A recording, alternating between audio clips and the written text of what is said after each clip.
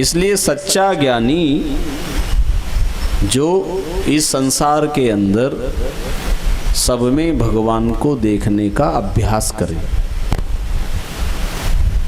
जड़ चेतन गुण दोषमय विश्व कीन करतार, और संत हंस गुण गहई पय परिहरि वारी विकार।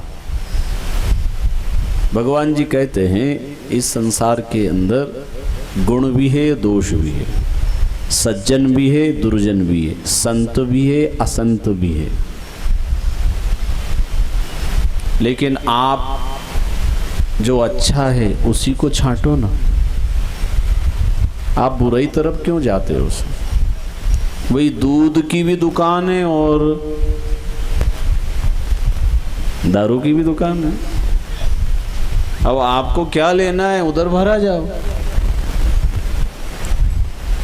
भाई दुकान तो लगी है संसार में। हमारे अंदर ये बुद्धि समझ होना चाहिए, मुझे क्या लेना। अच्छे लोग भी हैं, बुरे लोग भी। अब आप सबने निर्णय लिया, भाई दुधानी परिवार ने राधा कृष्ण गौशाला में भागवत कथा का आयोजन रखा है, आप ढूंढते हुए जैसे तैसे साधन से आके पहुंच गए। आपने निर्णय लिया, आपने चुनाव किया और आके बैठ गए, आप सुन रहे हो कथा। तो संसार में अच्छाइयाँ तो बहुत है। इसी संसार में हमारे संतों ने, पूर्वजों ने भगवत प्राप्ति करी, भगवान का अनुभव किया इसी संसार में। तो बुरा कैसे हो सकता है? जिस संसार में हम रह रहे उसकी बुराई करना, उसकी निंदा करना, उसको बदनाम करना, ये कोई अच्छी बात है? गलत बात है। तो राजा परीक्षित जी को शुकदेव मुनि कह रहे हैं ये दुनिया भगवान से बनी और भगवान ही बन गए।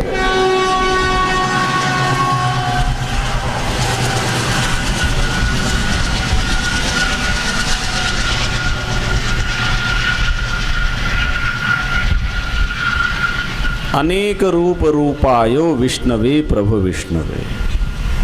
ये संसार भी एक भगवान का रूप। अगर कोई दर्शन करना चाहे तो इस विराट रूप भगवान का दर्शन कर सकता है खुली आंख से।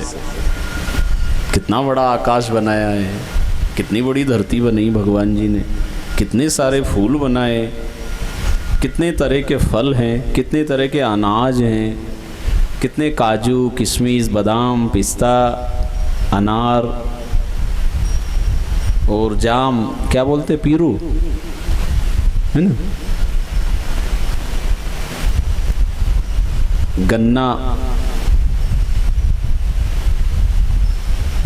मतलब ईश्वर की सृष्टि को देख करके भी आप भक्ति कर सकते हो, चाहे शास्त्र नहीं पढ़े, आपको वेदों का ज्ञान नहीं है, लेकिन दुनिया को तो देख रहे हैं। किन्ने बनाई? कोई बनाने वाला तो है ना। ये टेंट जो मंडप आप देख रहे हो, कोई ने तो बनाया है कि ये अपने आप खड़ा हो गया ऐसे? जब इतने से मंडप को बनाने में समय लगा तो इतनी बड़ी दुनिया कैसे बनाई होगी, किन्ने बनाई होगी? विचार करना है। बस ये विचार करेंगे तो भगवान जी की याद आएगी। भाई कोई भी सीन सिलेरी घर में बनी हुई देखेंगे तो नीचे कोने में नाम लिखा रहता है, फलाने जी ने ये बनाया। कढ़ाई बुनाई, कोई रंगोली बनाए या कोई दृश्य, तो पूछते किन्ने बनाया? भाई बहुत सुंदर है। ये इतनी बड़ी दुनिया किन्ने बनाई? भगवान जी ने बनाई। तो उस दुनिया को देख के भगवान की याद करो। साधु संत इसी तरह दुनिया में रहते थे, वो निरंतर स्मरण करते थे, कभी भूलते ही नहीं थे। नाम तुम्हारा तारनहारा, जाने कब दर्शन होगा। नाम तुम्हारा तारनहारा, जाने कब दर्शन होगा। नाम तुम्हारा तारनहारा, जाने कब दर्शन होगा। नाम तुम्हारा तारनहारा, कब दर्शन होगा। तेरी रचना इतनी सुंदर तो कितना सुंदर होगा। तेरी रचना इतनी सुंदर तो कितना सुंदर होगा। तेरी रचना इतनी सुंदर तो कितना सुंदर होगा। तेरी रचना इतनी सुंदर तो कितना सुंदर होगा।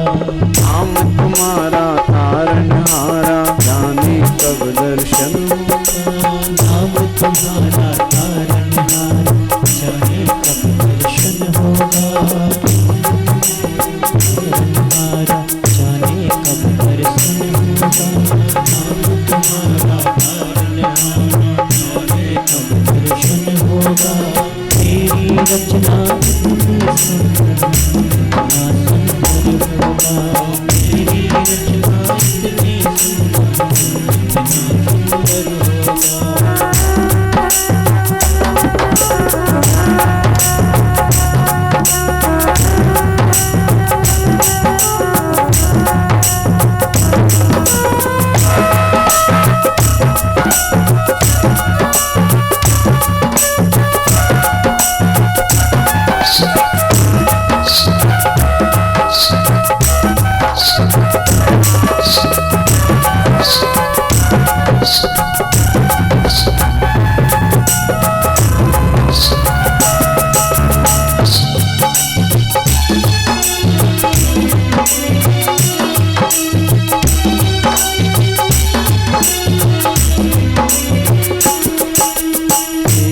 रचना इतनी सुंदर तो कितना सुंदर होगा। तेरी रचना इतनी सुंदर तो कितना सुंदर होगा। तेरी रचना इतनी सुंदर तो कितना सुंदर होगा। तेरी रचना इतनी सुंदर तो कितना सुंदर होगा। नाम तुम्हारा तारनहारा जाने कब दर्शन होगा। नाम तुम्हारा तारनहार जाने कब दर्शन होगा। नाम तुम्हारा तारनहारा जाने कब दर्शन होगा। नाम तुम्हारा तारनहार जाने कब दर्शन होगा। तेरी रचना इतनी सुंदर तो कितना सुंदर होगा। तेरी रचना इतनी सुंदर तो कितना सुंदर होगा।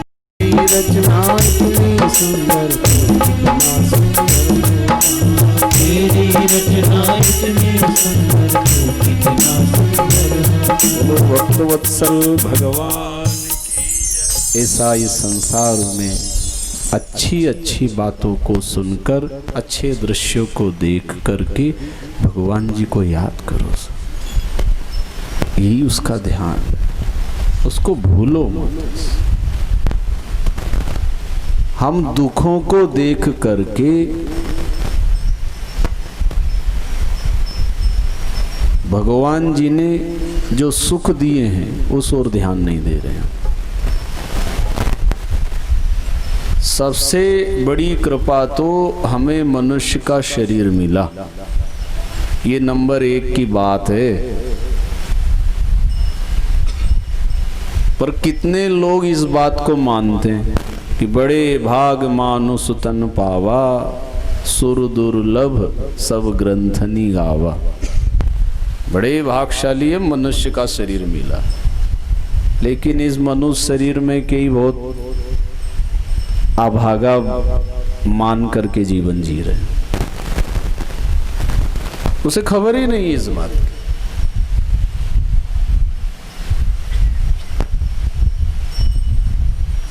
असंख्य योनि हम दुनिया में देखते हैं, कितने जीव जंतु, मच्छर, छिपकली, अजगर, सांप, बिल्ली, चूहा, कुत्ता, कितने जीव, लेकिन हम मनुष्य शरीर हमें पता ही नहीं।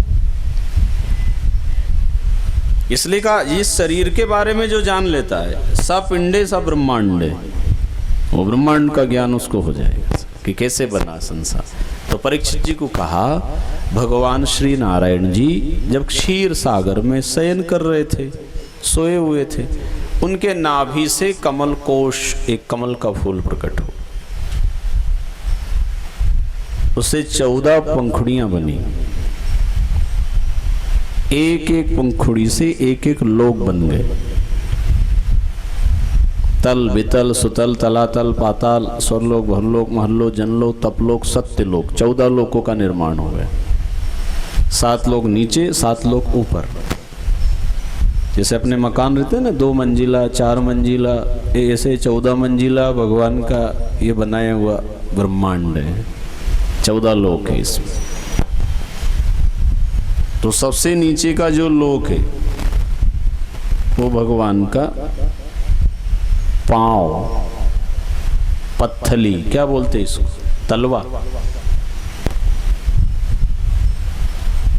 वो नीचे का पाताल।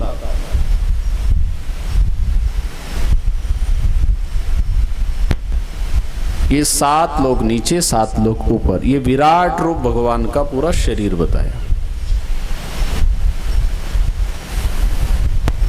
ये वो फूल से 14 लोग बन गए।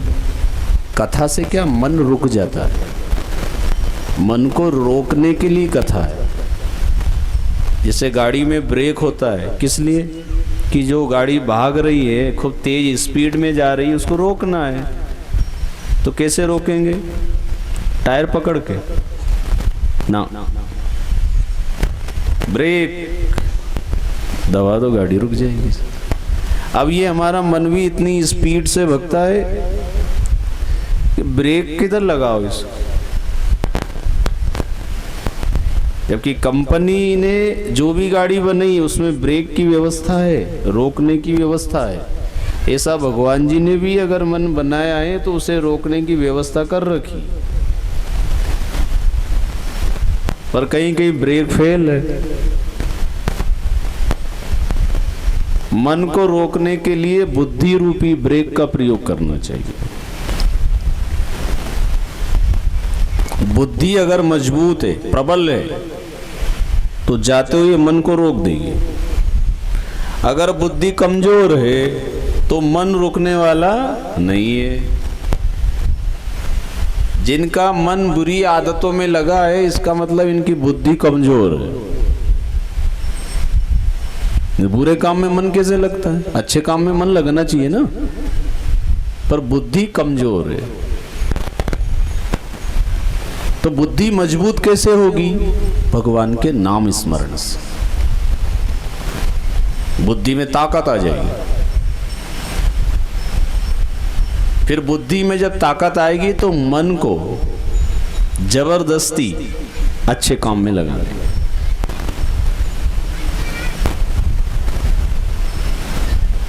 तो परीक्षित जी को शुकदेव मुनि जी समझा रहे हैं कि ये कथा से तुम्हारा मन रुक जाएगा। मन को कुछ चाहिए। मन को क्या चंचलता ज्यादा है ना, ये ठहरता नहीं एक जगह। इसको रोकने के लिए हमारे ऋषि मुनियों ने अनेक साधन बनाए। नाम जप करो, कीर्तन करो, ध्यान करो, कथा सुनो, सेवा करो, गो सेवा करो, माता पिता की सेवा करो, साधु संतों की सेवा करो, सच का आचरण करो। कुछ भी ऐसे नियम बना लो। प्रभात फेरी का नियम बना लो। सुबह सुबह भगवान का नाम संकीर्तन जो यात्रा निकलती है, बहुत अच्छा लगता है। जिनका मन उदास रहता है, जिनका मन दुखी रहता है, जिनके मन में चिड़चिड़ापन है, क्रोध है, वो प्रभात फेरी में जरूर से। अद्भुत प्रभाव। ये इलाज है। जो ज़्यादा टेंशन, डिप्रेशन, तनाव में रहते हैं, जिनका स्वभाव ठीक नहीं है, अब कोई टेबलेट थोड़ी मिलती है कि इनका स्वभाव अच्छा करना तो एक गोली दे दो। कोई टेबलेट से कोई स्वभाव सुधरता? वो तो एक ही उपाय है, वो भगवान का नाम जप करे, बस बहुत फर्क पड़ेगा। प्रयोग करके देखो आप। तो परीक्षित जी को सुखदेव मुनि ने कथा सुनाई कि वो फूल से 14 लोग बन गए। फिर क्या हुआ, उस फूल के अंदर से एक पुरुष प्रकट हुआ। उसने अपने बनाने वाले को देखा किसने बनाया, लेकिन कहीं कोई नजर नहीं आया। चारों दिशा में देखा तो 4 मुख हो गए। नाम रखा ब्रह्मा। ब्रह्मा जी विचार करते, कोई बनाने वाला है जरूर, मैं अपने आप तो नहीं बना, चाहे मुझे दिखा नहीं पर वो है।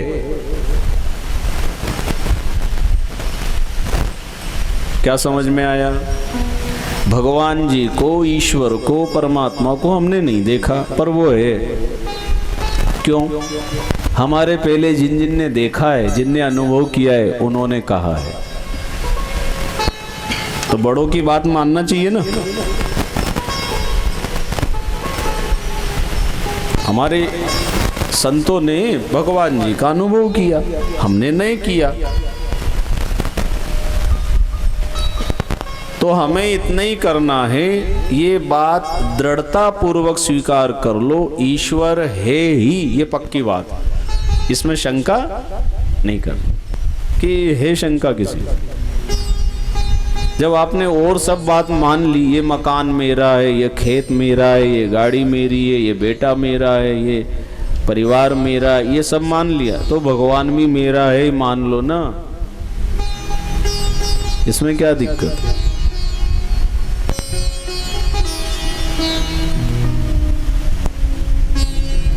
अगर नहीं मान रहे हैं तो हमारा नुकसान है, मानने में हमारा फायदा है। तो ब्रह्मा जी ने विचार किया कि बिना देखे कैसे मान लूं, तो कोशिश कर लो। तो ब्रह्मा जी उस फूल की नाल डंडी में अंदर घुसे, सैकड़ों वर्ष हो गए, किनारा ही नहीं मिला उसका, मतलब बनाने वाले का कोई पता नहीं चला। वापस आए, फूल के ऊपर बैठ गए। फिर विचार करते, किसने बनाया, क्यों बनाया, क्या करूं मैं।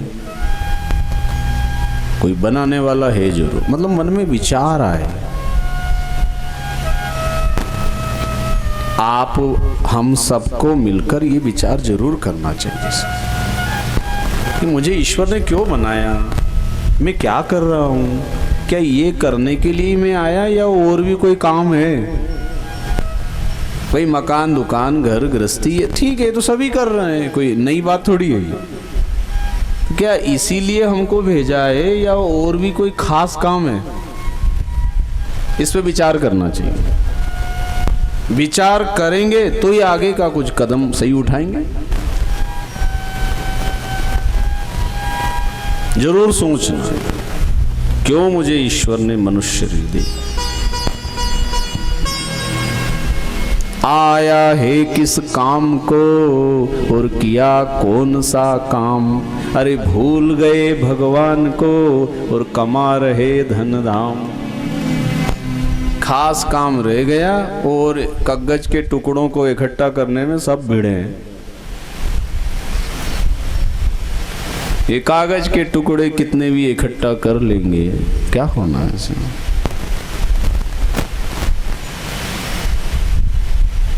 गहराई से इस पे विचार करना। मेरा ज्यादा मन कहाँ लगता है? मेरी इतनी उम्र हो गई, अभी तक मैंने इस बात पे विचार किया या नहीं किया कि जो हमारे संत, सद्गुरु, महापुरुष, महात्मा हमें समझा रहे हैं, तो मेरा जीवन कैसे बीत रहा है? जैसा उन्होंने कहा वैसा मैं जी रहा हूं या नहीं? अपनी अपनी जांच स्वयं को करना है। अगर वैसा हमारा जीवन नहीं है, आज से शुरू हो जाओ, अभी भी मौका है। जब जागो तब सवेरा, अभी भी कुछ बिगड़ा नहीं है, अभी भी बिगड़ी हुई बात बन सकती है। इसलिए आयोजन होते हैं। भाई जो नहीं समझ पाए और घर धंधा संसार में लगे हुए हैं, अरे भाई अब तो कुछ समय ऐसा निकालो तो जरूर कोई ना कोई बात समझ में आ जाएगी। तो ब्रह्मा जी जब बैठे विचार कर रहे थे तभी जल के अंदर से आवाज आई, तपह तपह तपह, तप करो। तपस्या से समझ में आएगा क्या करना क्या नहीं करना। अभी हम सुन तो रहे लेकिन समझ में नहीं आता। क्यों? हमारी तपस्या नहीं, हमारी साधना नहीं, हम कुछ कर नहीं रहे, इसलिए अच्छी सच्ची बातें दिमाग में बैठती नहीं। स्वल्प पुण्यवताम राजन विश्वासो नैव जायते। सच्ची बात में हमारा विश्वास अगर नहीं है इसका मतलब हमारे पुण्य की कमी।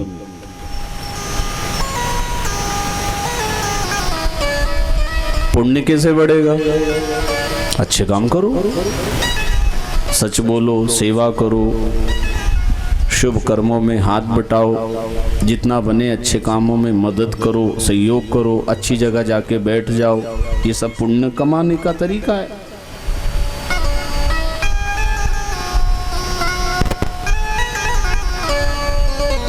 जब पुण्य इकट्ठा होगा ना तो ये अच्छी अच्छी बातें समझ में आने लगेगी, फिर आनंद आएगा। कुछ लोगों को अच्छी बातें बुरी लगती और बुरी बातें अच्छी लगती। आपके यहां तो नहीं है ना ऐसे कोई जिनको उल्टी बात जल्दी समझ में आती और सीधी सच्ची बात कहो तो कुछ पल्ले ही नहीं पड़ती उनको।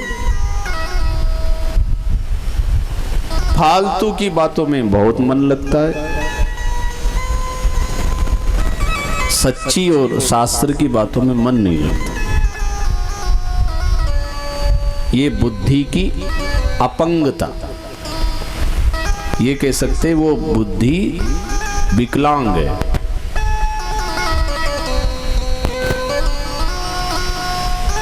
तपस्या करो। तपस्या ने सहन करना। जैसे आप यहां बैठे हो, प्यास लगे तब भी सहन करो। घुटने में दर्द हो रहा है, सहन करो। गर्मी लग रही है मान लो, सहन करो। कोई अपमान कर देता है, सहन करो। घर में गरीबी है, मेहनत करते हुए जो मिल जावे सहन करो। ये भी तप है। भूख प्यास अपमान सहन करना तपस्या में आता है। जिन जिन ने सहन किए ना वो सफल हो गए, और जिन्होंने सहन नहीं किया है असफल हो गए। घर में अशांति, विवाद हो गया, तनाव हो गया, उन्नति नहीं कर पाए। वो जिन्होंने बहुत सहन करी है ना, आज वो बड़े आनंद में हैं और कह रहे भैया हमने बहुत दुख उठाए, बहुत सहन करी है हमने, और ये सहन कर करके आज हम भगवान की दया से संपन्न हो गए। इसलिए तपस्या करने जंगल में नहीं जाना है, घर परिवार नहीं छोड़ना है, पत्नी पुत्र को नहीं छोड़ना है, कपड़े नहीं छोड़ना है, फिर बुरी आदतों को छोड़ दो और रहो में ही जहाँ रह रहे हो। कहाँ जाओगे आखिर? जहाँ भी जाओगे स्वभाव तो ऐसा ही है भाई, सहन तो वहां भी करना पड़ेगी, वहां कौन अपना बैठा है। इसलिए जहां हो उसी स्थान को अच्छा बनाने का प्रयास करो। जिनकी आदत यहाँ अगर ठीक नहीं है तो ये स्वर्ग में भी चले जाएंगे ना तो वहां भी दुखी ही रहेंगे। इसलिए अपने स्वभाव को अच्छा बनाओ, सहन शक्ति बढ़ाओ, और ये बचपन से ही आना चाहिए स्वभाव। बच्चों को भी ऐसी आदतें आना चाहिए सहन करने की। कई बच्चे बहुत जिद्दी हो गए, सहन नहीं करते। बेटियां सहन नहीं करती, यहाँ घर में सहन नहीं करे तो उनको तो अभी आगे जाना है ना, फिर वहाँ कैसे चलेगा काम। इसलिए अच्छे संस्कार बेटियों को दो, वो कहीं बहू बन के जाएगी, उस घर में भी उसको सहन करना पड़ेगा। तो यहाँ जैसे ही वातावरण वहाँ मिल जावे जरूरी नहीं। कैसे विचार, कैसा वहाँ का रहन सहन, कैसे विचारधारा रहेगी। तो तपस्या समस्या का अंत करती है। सहन करो। घर में कुछ बात हो गई, बड़े ने कुछ बोला, छोटे ने कुछ बोल दिया, होता है, ये तो सब घरों में होता है, क्योंकि सब अलग अलग कंपनी के इकट्ठा हुए एक घर में। कोई कहाँ से आया, कोई कहाँ से आया, किसके कैसे संस्कार हैं, कोई पता है क्या? पूर्व जन्म में ये क्या था, आज हमारा बेटा बन के आया, कोई बहू बन के आया, कोई भाई बन के आए, कोई मित्र बन के आए, कोई पड़ोसी बन के आए। अब पूर्व जन्म में ये क्या थे हमें कुछ खबर नहीं है। अब पूर्व जन्म में कोई दुश्मन था और इस जन्म में भाई बन के आ गया, क्या कर लोगे आप? अब कोई वो नेम प्लेट थोड़ी लगी उस पे पुराने, अब उसका जो व्यवहार है। सहन करो। पूर्व जन्म का हिसाब किताब चालू है इस जन्म में, हम समझ नहीं पा रहे। इसलिए तपस्या करेंगे ना तो ये सब भेद खुलते जाएंगे। आप खुद अपनी समस्या का समाधान करने में सफल हो जाओगे। हमारी समस्या का समाधान हमारे पास ही है, पड़ोस में नहीं है। किसी पड़ोस की सलाह लेने मत चले जाना। हमारी समस्या, हमारी दुविधा, हमारे संकट का समाधान हमारे पास है। हमारे पास मतलब मेरे पास मत आ जाना कि उन्होंने बोला है तो हमारी समस्या हल कर देंगे। नहीं, मैं कुछ नहीं जानता हूं, मैं कोई जादूगर नहीं हूं। मैं तो ये कहना चाह रहा हूं, आप जब तपस्या करेंगे, भजन करेंगे, सुमरन करेंगे, ध्यान करेंगे, सत्कर्म करेंगे, सेवा करेंगे ना, तो अब आपकी समस्याएं धीरे धीरे कम होती जाएंगी। फोकट में सुखी होने की कोशिश मत करो, थोड़ी मेहनत करो। तो ब्रह्मा जी ने तपस्या करी, तपस्या की तो भगवान नारायण सामने प्रकट हो गए। अब ब्रह्मा जी ने तो पहली बार देखा, वो पहचाने भी नहीं कि कौन है क्या है। तो ब्रह्मा जी ने पूछ लिया अपना परिचय, आप कौन हो? तो कहा भाई मैं भगवान जी हूं। बोले आप कैसे भगवान? बोले मैं सारे ब्रह्मांड का मालिक हूं, मैं सर्वशक्तिमान हूं, मैं सर्वज्ञ हूं, मैं सर्वव्यापक हूं। मैंने तुम्हें बनाया है, अब तुम दुनिया बनाओ। लेकिन याद रखना, जैसे अभी दुनिया नहीं है तुम बनाओगे, तुम भी नहीं थे, मैंने तुम्हें बनाया है। ये एक दिन कुछ भी रहने वाला नहीं है। ये बनाया है वो एक दिन मिटेगा। ये मंडप बनाया है ये सदा रहने वाला नहीं है, इसकी तारीख निश्चित है। ये हमारा शरीर भी बना हुआ है, इसके भी तारीख निश्चित है।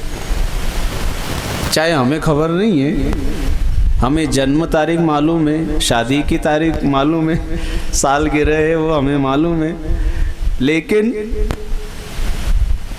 मृत्यु की तारीख किसी को खबर नहीं है। पर है तो जरूर ना कि आजकल कैंसिल हो गई तारीख। मृत्यु तो निश्चित है ऐसा।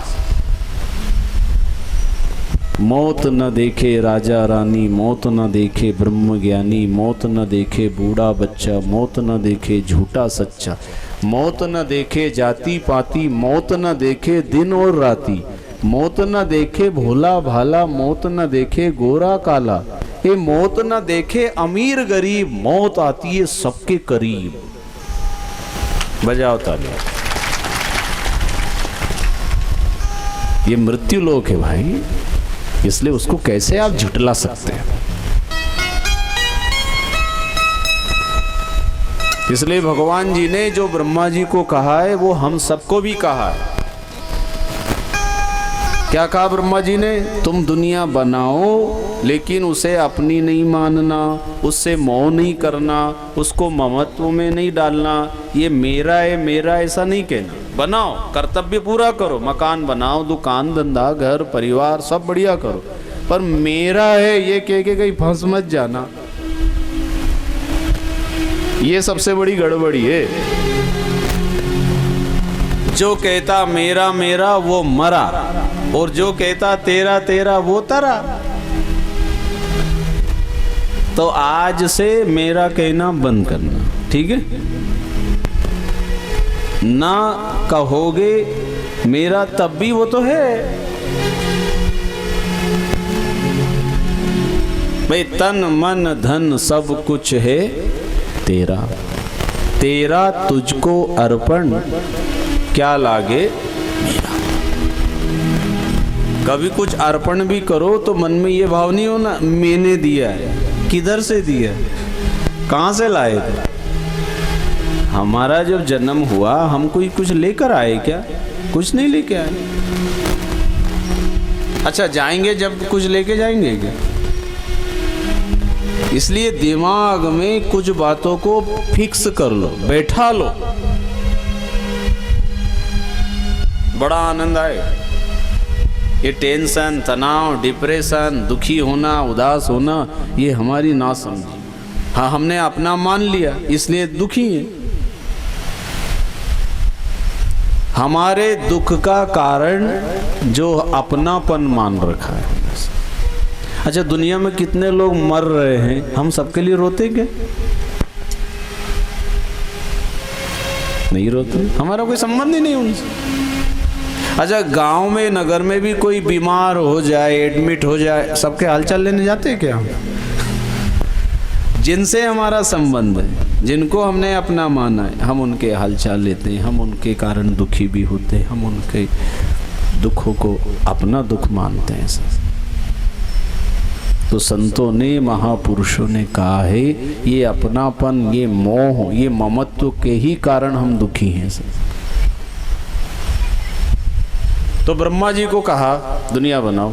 तो प्रभु कैसे बनाऊंगा? बोले मेरी तपस्या साधना करने से तुम्हारे अंदर वो शक्ति आ जाएगी। ब्रह्मा जी ने तपस्या की तो सबसे पहले जो सृष्टि बनाई ठीक से नहीं बनी, पैशाचिक सृष्टि बनी।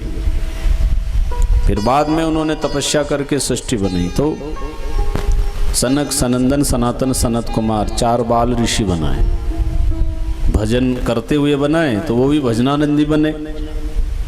जैसा विचार था उनका वैसे बन गए।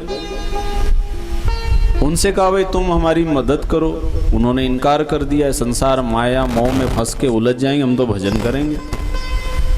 तो ब्रह्मा जी ने फिर तपस्या करके मरीचि, अत्रि, अंगिरा, पुलय, पुलस्त्य, क्रतु, भृगु, वशिष्ठ, दक्ष और नारद 10 मानस पुत्र बनाए। इनसे कहा भाई तुम सहयोग करो, इन्होंने भी मना कर दी। ये सब माला ले लेकर बैठ गए। ब्रह्मा जी ने कहा ये मैं अकेला कब तक करूंगा, ऐसा कोई साथ ही नहीं देता। अच्छा कार्य करेंगे, चाहे कोई हमारी मदद ना भी करे, ईश्वर उसमें जरूर मदद करते हैं। भगवान जी ने जो जो आज्ञा दी है, उन आज्ञाओं का अगर हम पालन करते हैं और कोई परेशानी भी आती है, कोई उलझन भी आती है, कोई किसी तरह का संकट का सामना भी करना पड़ता है, तब भी आप पीछे ना रहें उसमें। क्योंकि जया अंगी मोठेपण तया यातना कठिन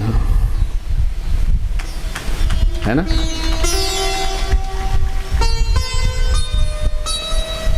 अच्छे काम करेंगे, कठिनाई परेशानी तो आएगी।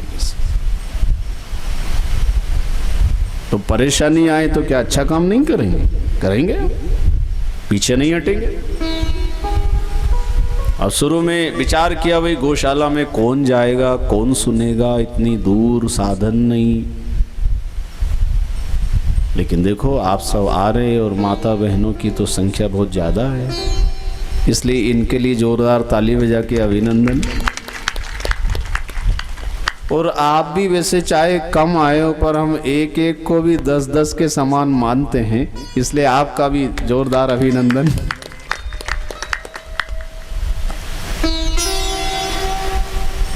चाहे संख्या कम है पर फिर भी कमजोर नहीं है आप, एक एक भी 10-10 का काम कर रहे हैं। क्योंकि इतनी दूर आकर के बैठना और सुनना, भाई नगर के अंदर कथा हो तो भीड़ होना स्वाभाविक, कोई बड़ी बात नहीं, पर गौशाला में इतनी दूर 3-4 किलोमीटर तक आप नगर से आ जाते हैं। वैसे बाहर से भी बहुत लोग आए, कल राजेवाड़ी से भी आए।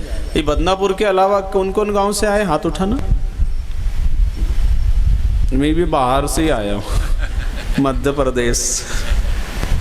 चलो इनका अभिनंदन करो भाई, जोरदार स्वागत है, इनका सत्कार करते हैं। आयोजक परिवार दुधानी परिवार की ओर से आप सबने अपनी उपस्थिति दी। ये भगवान का कार्य है ना, भगवान तो हम सभी के हैं। तो भगवान जी के कार्य में, अच्छे कार्य में परेशानी भी आवे, मुसीबत भी आवे, कोई अड़चन रुकावट आवे, तब भी हमें रुकना नहीं। अगर साधन ना मिले मान लो तो पैदल आना है, पर आना जरूर।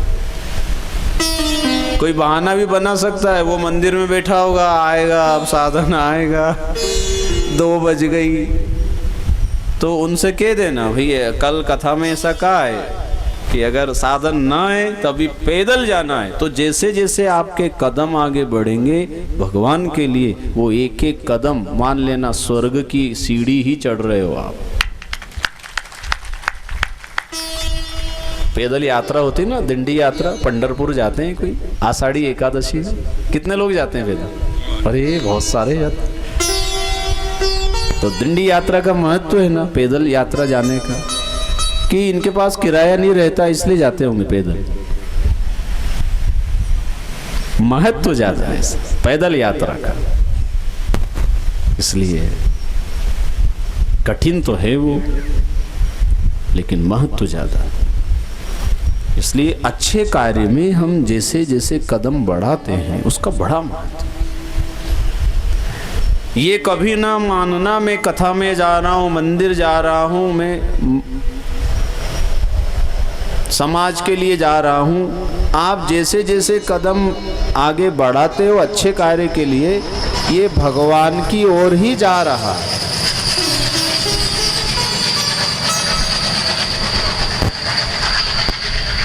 ऐसा मानकर के अच्छे कार्य में मदद करा करो। अब देखो काम तो हो नहीं, आज 2 दिन तो हो गए, अब 5 दिन तो बचे। आप सब आ गए तो अच्छा लग रहा है, पूरी सभा भरी हुई है, मंडप भरा हुआ है। भगवान के कार्य में आपकी उपस्थिति, आपका भी परम सौभाग्य है कि हम अच्छी जगह बैठे।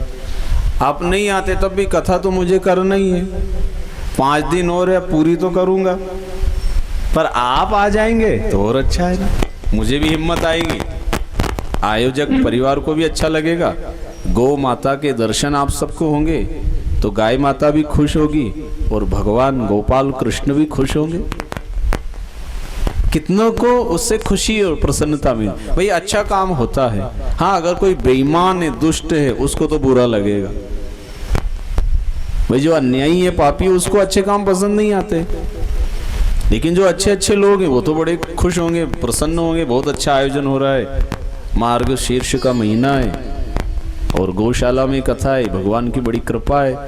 और जिन जिन को समय है उनको जरूर आप याद दिलाना, उनको भी कहना। भाई जिसको काम है, नौकरी है, धंधा है, वो तो नहीं आ पाएगा, उसके लिए तो वही पूजा है।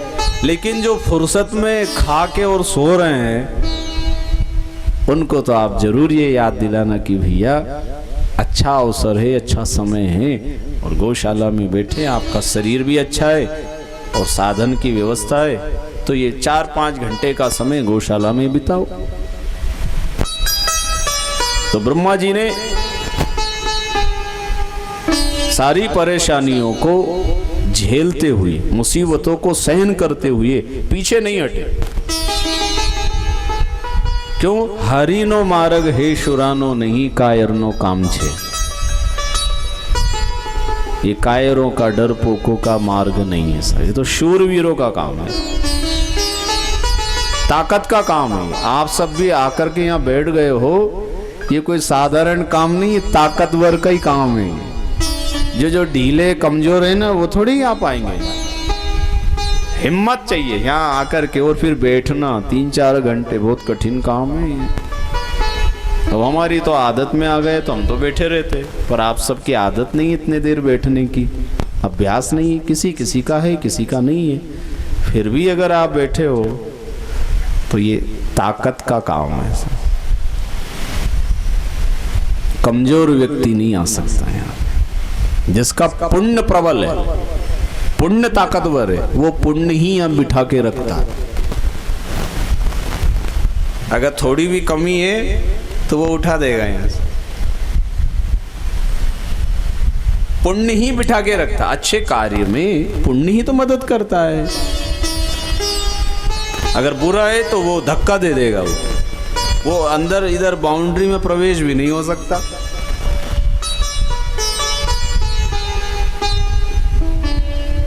पुण्य का कार्य। ब्रह्मा जी ने तपस्या की, फिर भगवान जी ने प्रेरणा की कि ये पीछे नहीं हट रहा है, तो भगवान ने उनको प्रेरणा दी, भगवान ने मदद की, भगवान ने ताकत दी उनको।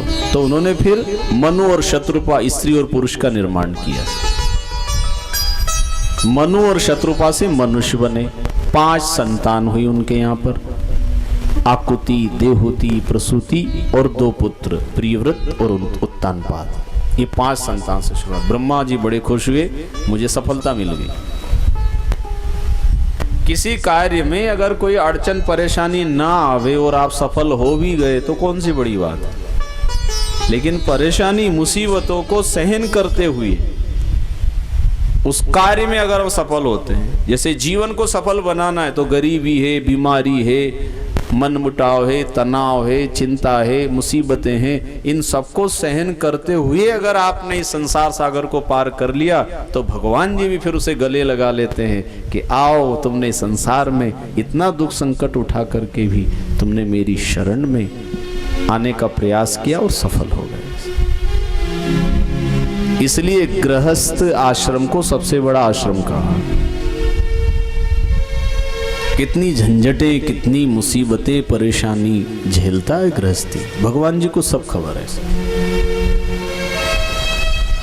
तो मनु और शत्रुपा अपने 5 संतानों के साथ जब पृथ्वी पर आने लगे तो पृथ्वी का पता नहीं, एक हिरण्याक्ष राक्षस धरती को उठाकर रसातल में ले गया। तो मनु शत्रुपा वापस आए और ब्रह्मा जी से कहने लगे, पितामह, धरती का तो पता नहीं, हम रहे कहां पर, पृथ्वी तो है नहीं। ब्रह्मा जी ने ध्यान लगा कर देखा तो कोई राक्षस धरती को उठा कर ले गया। अब आपको भी शंका तो हो रही होगी कि धरती उठा ले गए, ऐसे ऐसे धुरंधर थे, ऐसे राक्षस। धरती को उठा ले जाना मतलब कब्जा करना, उसे अपना मान लेना, जबकि सब भूमि गोपाल की, भगवान की है ना।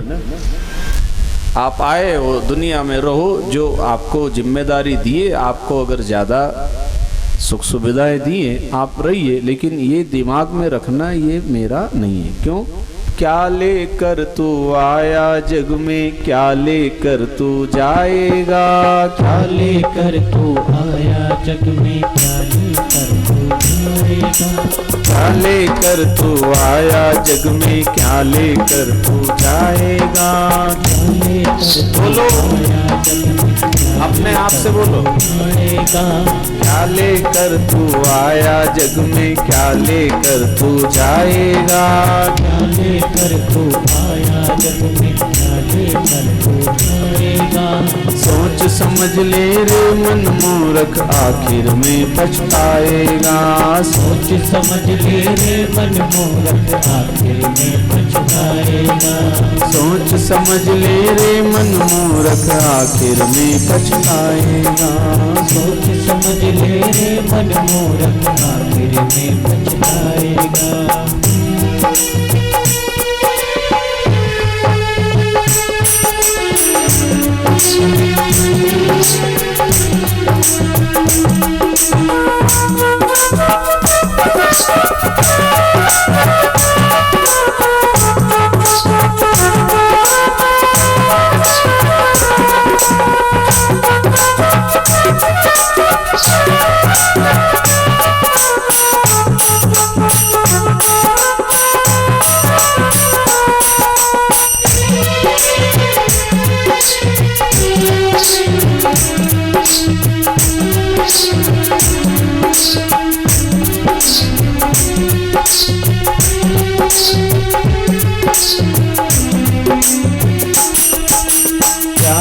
लेकर तू आया जग में, क्या लेकर तू जाएगा।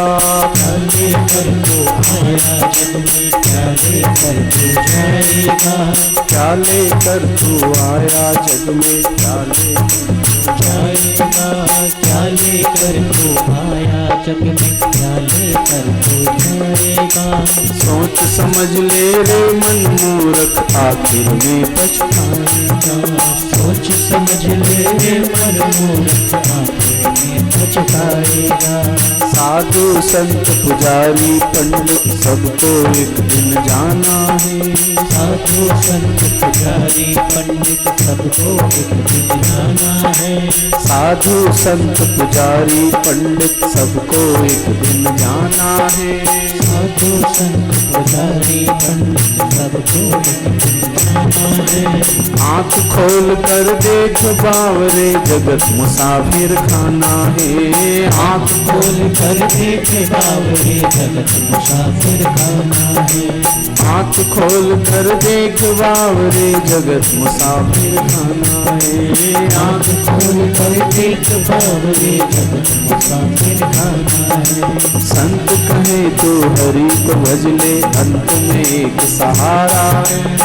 संत कहे तो हरि को भज ले, अंत में एक सहारा है। संत कहे तो हरि को भज ले, अंत में एक सहारा है। संत कहे तो हरि को भज ले, अंत में एक सहारा है। सोच समझ ले रे मन मूर्ख, आखिर में पछताएगा। सोच समझ ले रे मन मूर्ख, आखिर में पछताएगा। सोच समझ ले रे मन मूर्ख, आखिर में पछताएगा। सोच समझ ले रे मन मूर्ख, आखिर में पछताएगा।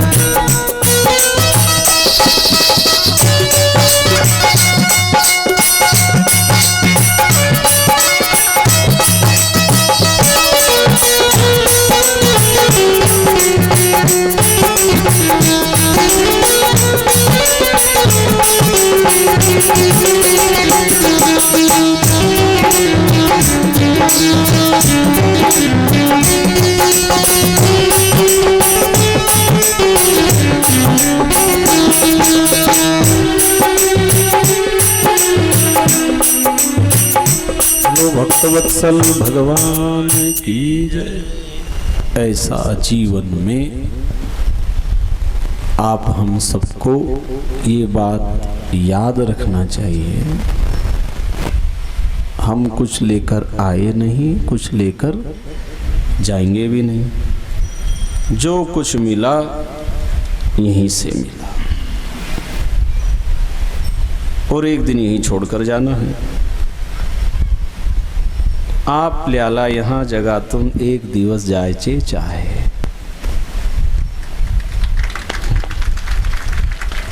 या ठिकाणी कोणीही राहणार नाहीत, मोहमायापासून दूर राहा। बरोबर। लेकिन हमारा मन मानता नहीं है इसको, मोह माया सताती है। कल हमसे कह रहे थे भाई कथा 4 घंटे 5 घंटे लोग बैठ नहीं पाते, बीच में थोड़ा इंटरवल होना चाहिए। तो हमने कहा भाई हम ऐसा करते नहीं हैं, हमारे उधर तो ऐसा होता नहीं, लोग बैठे रहते। तो बोले हम बीच में चाय देने की इच्छा रखते हैं कि सबका स्वागत हो जाए चाय पीने। तो मैंने कहा भाई देख लेना, जैसा आपके यहाँ का नियम है तो ये मैं मना क्यों करूं, मैं क्यों दोषी बनूं। तो आप सबकी अगर इच्छा हो तो ऐसा मुझे लग रहा है कि शायद बन गई है चाय, है ना। अगर चाय की चाह है आपको तो चाय पी लो, और कथा की अगर चाह है तो फिर जो ध्यान से बैठकर सुन सकते हैं वो जरूर सुनना, क्योंकि ये मन में उथल पुथल तो चलते ही रहता है। ऐसे मन के कारण अच्छे अच्छे अवसर मौका चूक गए। ये मन जो है ना हमें स्थिर नहीं रहने देता, कुछ ना कुछ इसको चाहिए बस। मनः एव मनुष्याणाम कारणम बंध मोक्ष। मन के कारण कितने बंधन है, मन के कारण ही हम दुखी। अगर मन अच्छा हो जाए तो हम अभी सुखी हो जाएं यही मंडप में। हमारा मन ही तो दुख दे रहा है, और मन को थोड़ा सा टर्न कर दो आप, अभी सुखी हो जाएगा। भाई मन ने मान लिया ये चीज नहीं है, ये होना चाहिए, हम दुखी हो रहे। जो नहीं हो सकता है तो मन को समझाओ ना, क्यों रो रहा है भाई। संतों ने क्या किया, मन को समझाया बस। जिसने मन को मना लिया, मन को समझा लिया, मन को जीत लिया, उसने जग जीत लिया। मन के हारे हार है और मन के जीते जीत। मन ही मिलावे राम से और मन ही करे फजीत।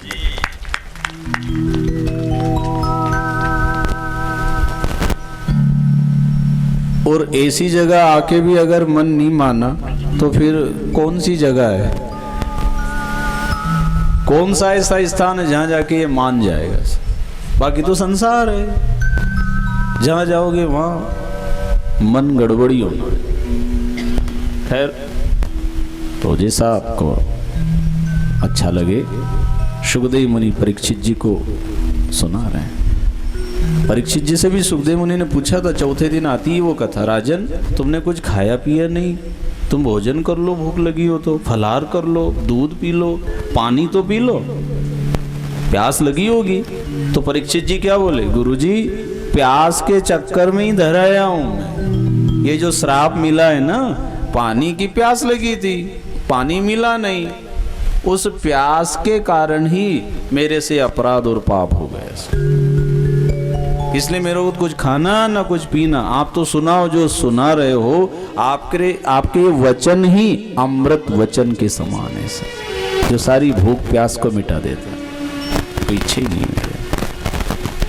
आपकी वाणी ही ये पानी की तरह काम करती है सर। मुझे और कुछ नहीं चाहिए, क्योंकि अंदर जिज्ञासा थी, तड़प थी, वो सावधान होकर सुन रहे थे।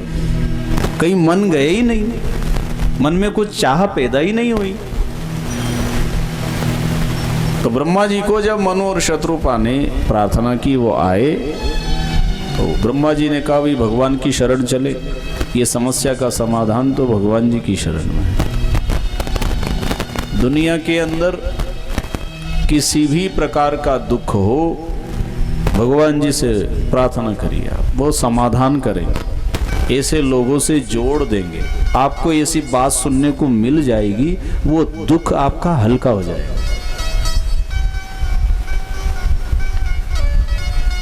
भगवान की भक्ति साधना से क्या फायदा? जो हमारे जीवन में दुख है या आने वाला है, हमें तो पता नहीं ना, तो अभी से हम भक्ति करते रहेंगे तो उस वक्त भक्ति की शक्ति से हम दुखों को हरा देंगे, हम हार मानेंगे नहीं। भाई परीक्षित सम्राट कथा सुन रहे हैं, इसका फायदा कब मिलेगा? अंतिम दिन। क्या फायदा होगा? सदगति, मोक्ष को प्राप्त हो जाएंगे। इसलिए आज चाहे हमें भगवान जी की जरूरत नहीं है, लेकिन एक दिन जरूर जरूरत पड़ेगी, आवश्यकता पड़ेगी। उस समय कोई साथ देने वाला नहीं तो राजा परीक्षित सब कुछ छोड़कर क्यों आते गंगा किनारे? वो तो राजा थे, क्या कमी थी? लेकिन उनको ये पता था कि जिस वक्त मृत्यु का अवसर आएगा, उस समय ना तो राजपाट, ना सेना, ना मेरे ये सोना चांदी, ना कोई परिवार, कोई क्या कर सकेगा।